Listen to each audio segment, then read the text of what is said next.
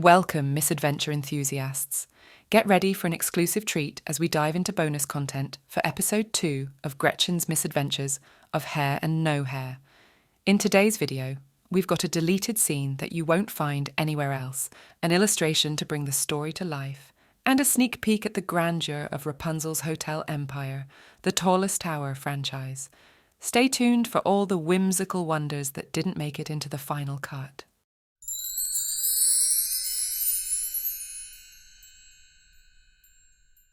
Confession to the Baron.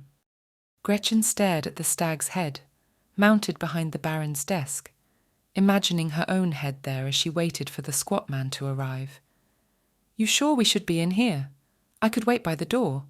Maybe he needs to sleep off the hangover like the rest." "He'll be here any minute. Insisted on me bringing you right away." There was a certain smugness wafting from Nora, and Gretchen squirmed.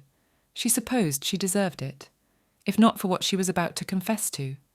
Even forgiven, she felt wretched for putting Nora in such a precarious position, and wondered how passing that pumpkin off as a legitimate entry seemed like a good idea at the time. Her Aunt Esme always said she was as stubborn as a mule. The doors burst open behind them, and Gretchen turned with a jump. The Baron stood in his dressing gown, his eyes bloodshot but burning with outrage. "You," he spat, "the most incorrigible of witches in the land. If not for Nora, I would have your head for this." Gretchen swallowed and reached up to her neck despite herself. It wasn't her first incident with the Baron. "I wish to make an unreserved confession." "Hold it." The Baron held up his hand as he strode to his desk. A fellow with bags hanging under his eyes followed behind him. "We shall have this properly recorded as evidence." The clerk sat at a small table in the corner and drew a clean sheet of parchment from a drawer. The Baron landed in his chair with a thump and steepled his fingers on the desk. Gretchen sucked in her cheeks and awaited the barrage of questions. "You stand accused, Gretchen Mirkwood, of fraud by means of vegetable and vandalizing property belonging to the agent of our king." He pressed his lips in a thin line. "That's me. I'm the agent of the king. Gretchen cleared her throat. "Guilty on all counts.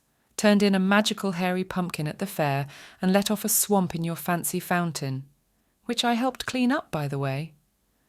"These grounds will not be rid of that stench for months," the Baron seethed. "Not to mention the guests. Every lord and lady in the kingdom was exposed to that filth. My good name has been ruined." Gretchen frowned. "That big guy from up north thought it was funny." The Baron stood and puffed himself up, though Gretchen was fairly certain he was no taller than her. "Lord Walters would have enjoyed my humiliation very much."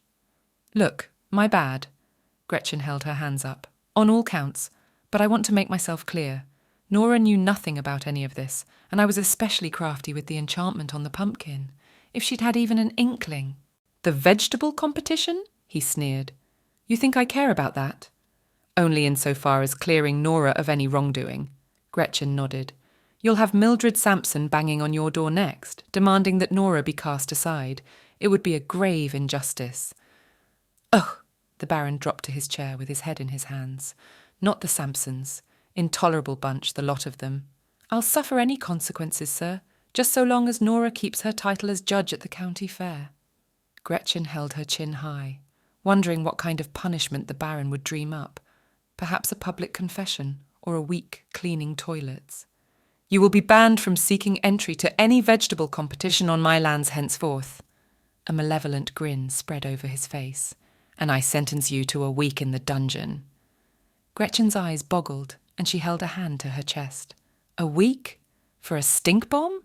That's a little excessive, don't you think? I'm an old lady, for Pete's sake. And you must make amends with Mildred Sampson." He rubbed the bridge of his nose. "Should that old battle-axe turn up at my door, I will keep you in the dungeon for an extra week." Gretchen bit back a reply, lest she incur any extra jail time. She just hoped Nora would give her day release to her workroom while the guards weren't watching. The bog in a box sounded like a good idea at the time, but to make it worth hanging out with rats in the dungeon, she would have to come up with a better prank, and she had a week to think about it.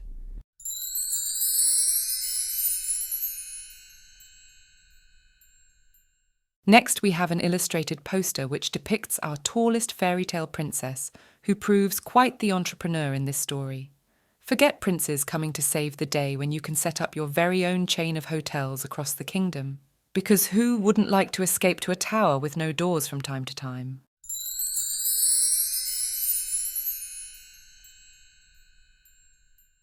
And finally, of course, we have this bonus illustration by the talented Rod Savely, which depicts Gretchen in the dungeons paying her dues for the chaos caused throughout the story. And that's a wrap for our bonus journey into Gretchen's misadventures with episode 2 of Hair and No Hair. We hope you enjoyed the exclusive deleted scene, the enchanting illustration, and a glimpse into the extravagant world of the Tallest Tower franchise. If you're craving more misadventures, don't forget to hit like, subscribe, and ring that bell for future escapades. Until next time, may your adventures be as mischievous as Gretchen's.